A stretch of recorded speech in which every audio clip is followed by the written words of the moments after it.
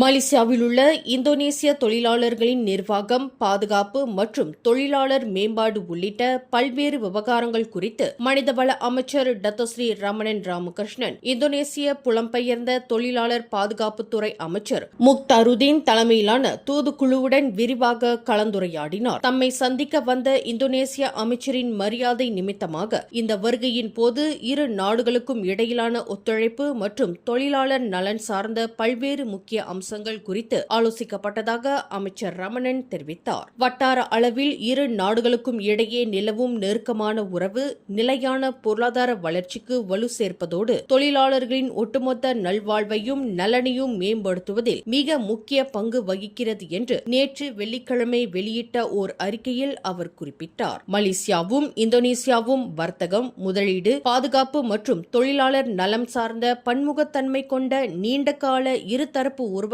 கொண்டுள்ள மிக முக்கிய உத்தேச கூட்டாளியாக விளங்குகின்றன என்றும் அவர் சுட்டிக்காட்டினார். அண்டை நாடுகளுக்கு இடையிலான இந்த நெருக்கமான மற்றும் இணக்கமான சூழல் எதிர்காலத்திலும் மேலும் வலுப்படுத்தப்பட்டு இரு நாட்டு மக்களின் பரஸ்பர செழிப்புக்கும் கூட்டு வளர்ச்சிக்கும் வழிவகுக்கும் என தாம் பெருமளவும் நம்புவதாகவும் அமைச்சர் ரமணன் மேலும் தெரிவித்தார்.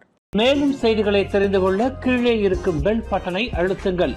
உங்கள் மகிழ்ச்சியை வெளிப்படுத்த லைக் மற்றும் ஷேர் செய்யுங்கள். தொடர்ந்து திசைகளோடு இணைந்திருக்க சப்ஸ்கிரைப் செய்யுங்கள்.